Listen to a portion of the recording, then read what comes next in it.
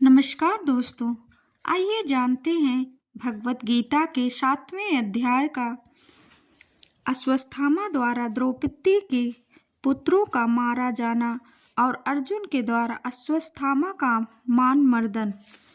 श्री शौनक जी ने पूछा, सूत जी, सर्वज्ञ एवं सर्वशक्तिमान व्यास भगवान ने नारद जी का अभिप्राय सुन लिया, फिर उनके चले जाने पर उन्होंने क्या किया? श्री सूत जी ने कहा, ब्रह्मा नदी सरस्वती के पश्चिम तट पर सम्याप्रास नामक एक आश्रम है। वहाँ ऋषियों के यज्ञ चलते ही रहते हैं। वहीं व्यास जी का अपना आश्रम है। उसके चारों ओर बेर का सुंदर वन है। उस आश्रम में बैठकर उन्होंने आचमन किया और स्वयं अपने मन को समाहित किया।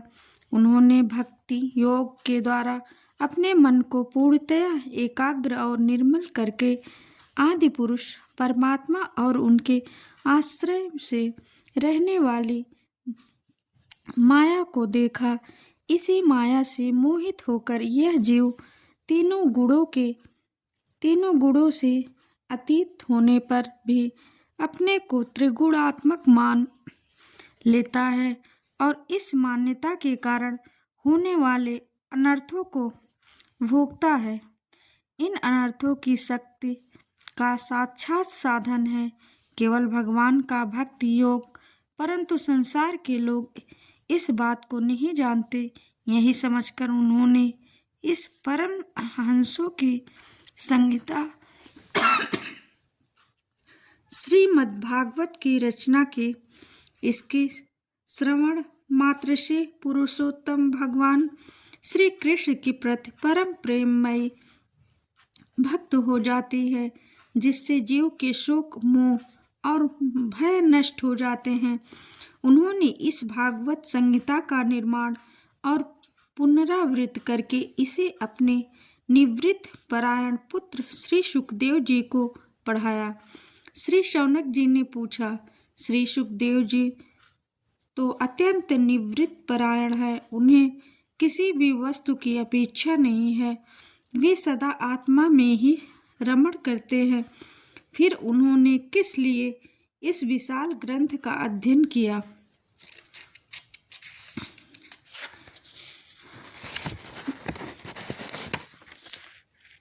श्री सुखदेव जी ने कहा, जो लोग ज्ञानी हैं, जिनकी अभिधा की गांठ खुल गई है और जो सदा आत्मा में ही रमण करने वाले हैं, वे भी भगवान की हेतु रहित भक्त किया करते हैं, क्योंकि भगवान के गुण ही ऐसे मधुर हैं जो सबको अपनी ओर खींच लेते हैं। फिर श्री सुखदेव जी तो भगवान के भक्तों के अत्यंत प्रिय और स्वयं भगवान वेद व्यास के पुत्र हैं। भगवान के गुणों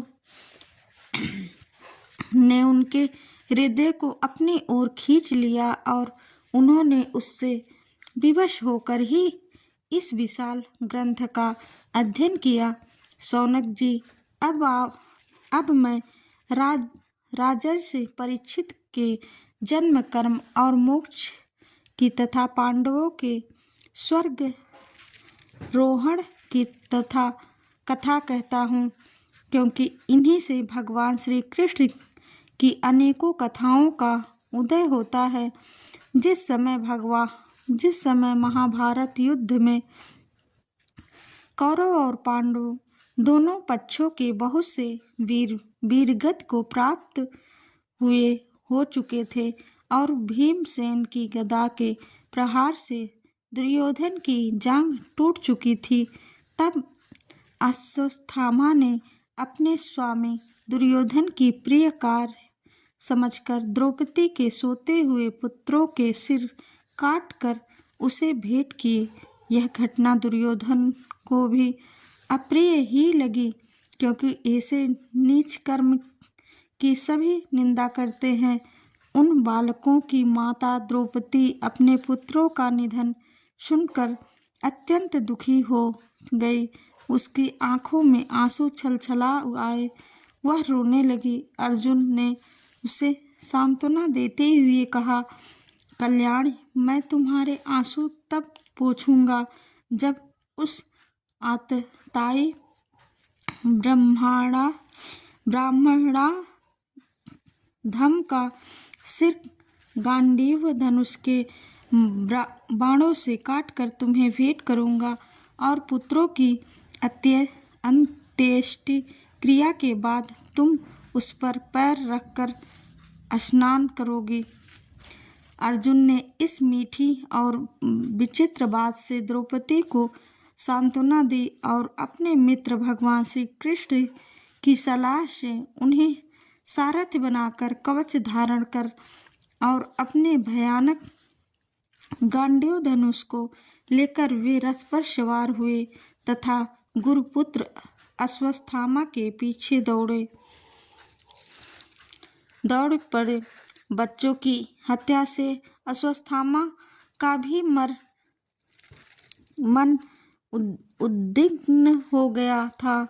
जब उसने दूर से ही देखा कि अर्जुन मेरी ओर झपटे हुए आ रहे हैं, तब वह अपने प्राणों की रक्षा के लिए पृथ्वी पर जहाँ तक भाग सकता था रुद्र से भयभीत सूर्य की भांति भागता रहा। जब उसने देखा कि मेरे रथ के घोड़े थक गए हैं और मैं बिल्कुल अकेला हूँ, तब उसने अपने को बचाने का एकमात्र साधन ब्रह्मास्त्र ही समझा। यद्यपि उसे ब्रह्मास्त्र को लौटाने की विधि मालूम न थी, फिर भी प्राण संकट देखकर उसने आचमन किया और ध्यानस्थ होकर ब्रह्मास्त्र का संधान किया। उस अस्त्र से सब दिशाओं में एक बड़ा प्रचंड तेज फैल गया। अर्जुन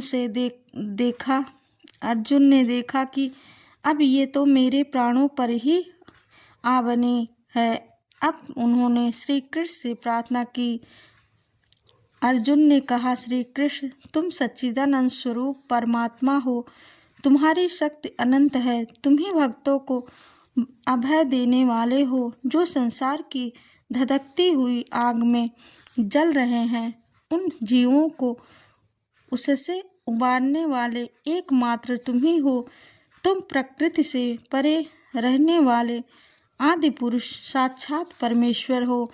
अपने चित्त शक्ति स्वरूप शक्ति से बहिरंग एवं त्रिगुणमयी माया को दूर भगाकर अपने अद्वितीय स्वरूप में स्थित हो।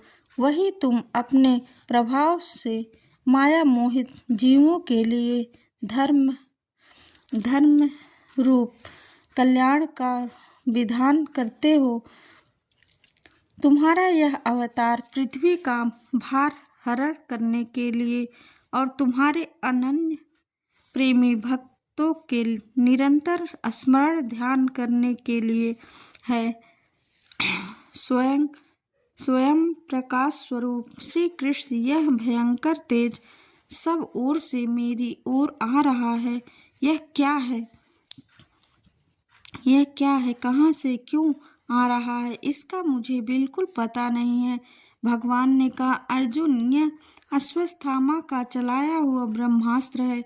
यह बात समझ लो कि प्राण संकट उपस्थित होने से उसने इसका प्रयोग तो कर दिया है, परंतु वह इस अस्त्र को लौटाना नहीं जानता। किसी भी दूसरे अस्त्र में इसको दबा देने की शक्ति नहीं है। तुम शस्त्रास्त्र विद्या को भले भांति जानते हो। ब्रह्मास्त्र के तेज से ही इस ब्रह्मास्त्र की प्रचंड आग को बुझा दो। सूत जी कहते हैं, अर्जुन विपक्षी वीरों को मारने में बड़े प्रवीण थे। भगवान की बात सुनकर उन्होंने आचमन किया और भगवान की परिक्रमा करके ब्रह्मास्त्र के निवारण के लिए ब्रह्मास्त्र का ही संधान किया। बाणों से बेष्टित उन दोनों ब्रह्मास्त्रों के तेज प्रलयकालीन सूर्य एवं अग्नि के समान आपस में टकराकर सारे आकाश और दिशाओं में फैल गए और बढ़ने लगे। तीनों लोगों को जलाने वाले उन दोनों अस्त्रों की बड़ी हुई लपटों से प्रजा जलने लगी और उसे देखकर सबने यही समझ लिया कि यह प्रलय काल की सावर्तक अग्नि है। उस आग से प्रजा और लोकों का नाश होते देखकर भगवान की अनुमति से अर्जुन ने उन दोनों को ही लौटा लिया। अर्जुन की आंखें क्रोध से लाल लाल हो रही थी। उन्होंने झपट कर उस क्रूर अश्वत्थामा को पकड़ लिया और जैसे कोई रस्सी से पशु को बांध ले वैसे ही बांध लिया। अश्वत्थामा को बलपूर्वक बांधकर अर्जुन ने जब शिविर की ओर ले जाना चाहा, तब उसने कमल नयन भगवान श्री कृष्ण ने कुपित होकर कहा, अर्जुन, इस ब्राह्मणाधम को छोड़ना ठीक नहीं है। इसको तो मार ही डालो। इसने रात में सोए हुए निरपराध बालकों की हत्या की है। धर्मवेत्ता पुरुष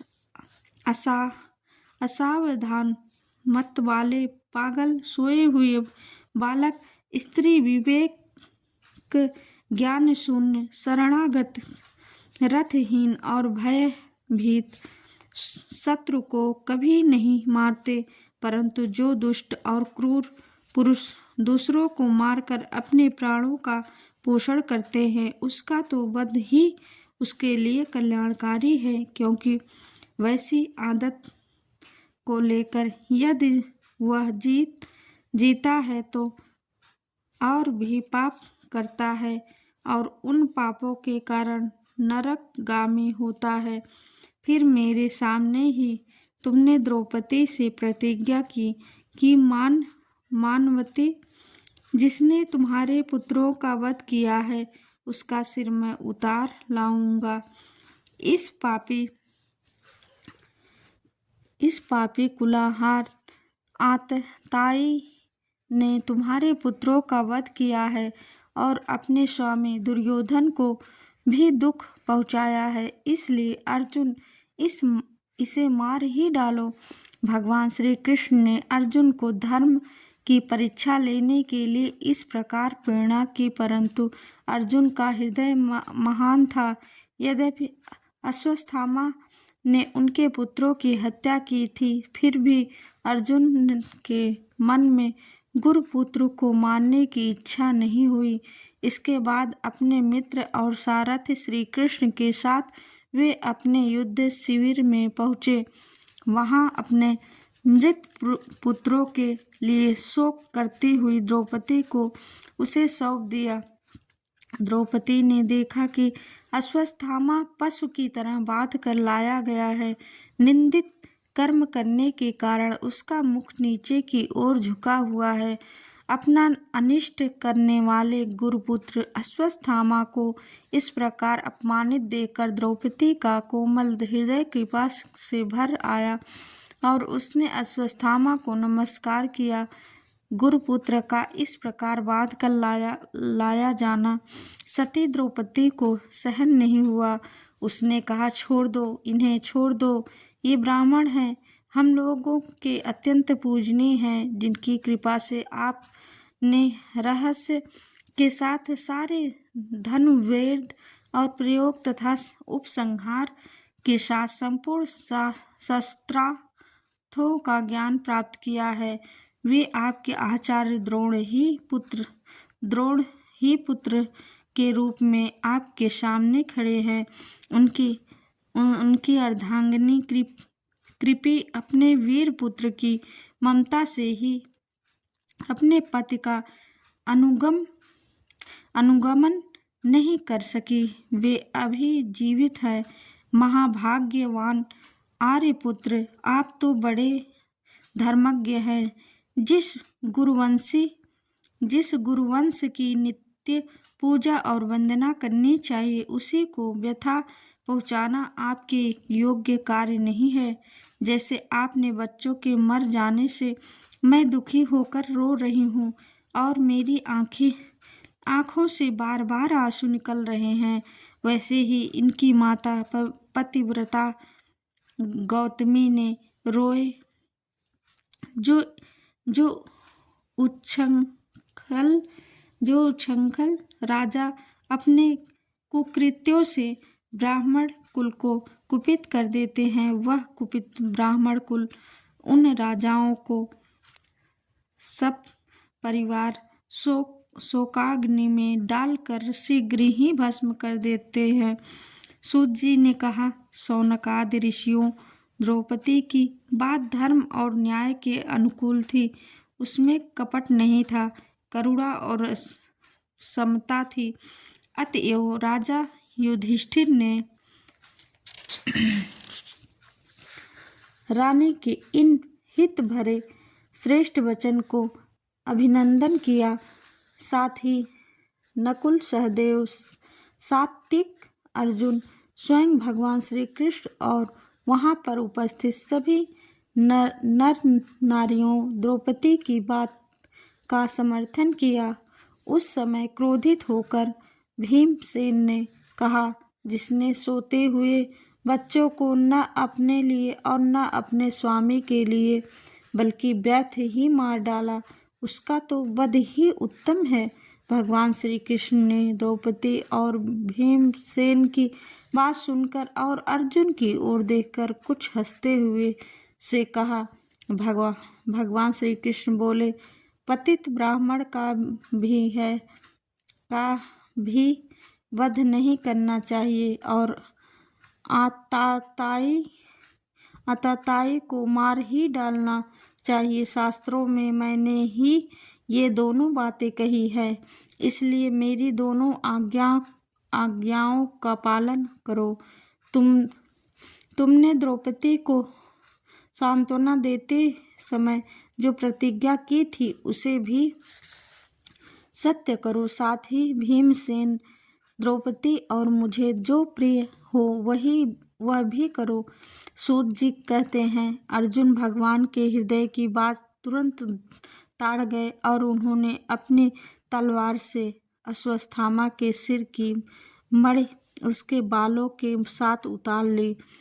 बालकों की हत्या करने से वह श्रीहीन तो पहले से ही हो गया था, अब मणि और ब्रह्मातेज से भी रहित हो गया। इसके बाद उन्होंने रस्सी का बंधन खोलकर उसे शिविर से निकाल दिया। मोड़ देना, धन छीन लेना और स्थान से बाहर निकाल देना, यही ब्राह्मण धर्मों का वध है। उनके लिए इससे भिन्न शारीरिक वध का विधान नहीं है। पुत्रों की मृत्यु से द्रौपदी और पांडव सभी शोकातुर हो रहे थे। अब उन्होंने अपने मरे हुए भाई बंधुओं की दाहादि अंत्येष्टि क्रिया की।